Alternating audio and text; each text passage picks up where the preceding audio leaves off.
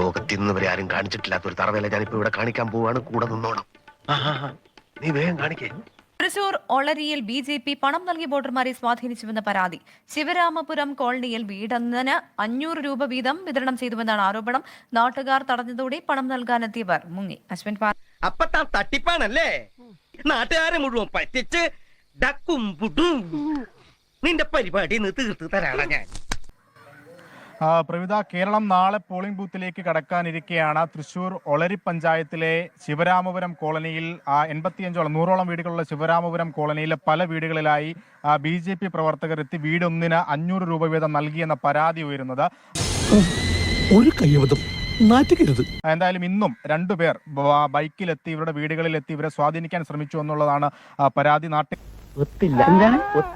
ഈ പൈസ കയ്യിൽ വെക്കും. ഞങ്ങൾ വേണ്ടാന്ന് പറഞ്ഞു, 2 വേണ്ടാന്ന് പറഞ്ഞു. ഇത് കയ്യിൽ വെക്കും നിങ്ങളെന്ന് പറഞ്ഞു. അതന്നെ, വേറെ ഒന്നും ഞങ്ങൾ പറഞ്ഞിട്ടില്ല, അവരൊന്നും പറഞ്ഞിട്ടില്ല. ഞാൻ എന്നേ പറഞ്ഞില്ലേ ഇതൊക്കെ പറ്റിപ്പാണം.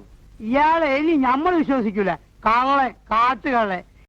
വീണ്ടും ഭക്ഷ്യക്കിറ്റുകൾ പിടികൂടി. 167 കിറ്റുകളാണ് തെരഞ്ഞെടുപ്പ് ഫ്ലൈയിംഗ് സ്ക്വാഡ് പിടികൂടിയത്. BJP പ്രാദേശിക നേതാവ് VK ശശിയുടെ വീട്ടിൽ നിന്നാണ് കിറ്റുകൾ പിടികൂടിയത്. തെരഞ്ഞെടുപ്പിന് ഇനി വിരലെണ്ണാവുന്ന മണിക്കൂറുകൾ മാത്രം ബാക്കി നിൽക്കെയാണ് വലിയ അളവിൽ ഈ ഭക്ഷ്യക്കിറ്റ് വിവാദം തെരഞ്ഞെടുപ്പ് രംഗത്തെ അവസാന ഘട്ടത്തിൽ കത്തിക്കാളി നിലനിൽക്കുന്നത് വയനാട്ടിൽ. എന്തായാലും കയറ് കിട്ടൂ, എനിക്കൊന്ന് തൂങ്ങിച്ചാവാൻ. മുതലാളി വിഷമിക്കാതിരിക്കും, നമുക്ക് സമാധാനമായിട്ടിരുന്ന് ആലോചിക്കാം. ഇതുമായി ബന്ധപ്പെട്ട ഏറ്റവും ഒടുവിൽ BJPയുടെ പ്രാദേശിക നേതാവായിട്ടുള്ള VK ശശി പിണങ്ങോട് തെക്കുന്തറ എന്ന് പറയുന്ന സ്ഥലമാണ്. ആ സ്ഥലത്ത് ആണ് അദ്ദേഹത്തിന്റെ വീട്. BJPയുടെയും RSSന്റെയും എല്ലാം തന്നെ പ്രാദേശിക നേതാവാണ്. അദ്ദേഹത്തിന്റെ വീട്ടിൽ നിന്ന് ഏറ്റവും ഒടുവിൽ 167 ഭക്ഷ്യക്കിറ്റുകളാണ് പിടികൂടിയിരിക്കുന്നത്. എങ്ങനെ ഇരിക്കണം?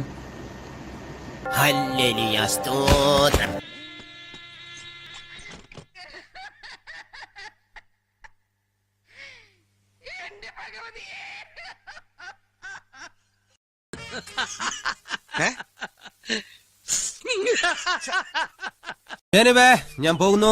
Bye bye.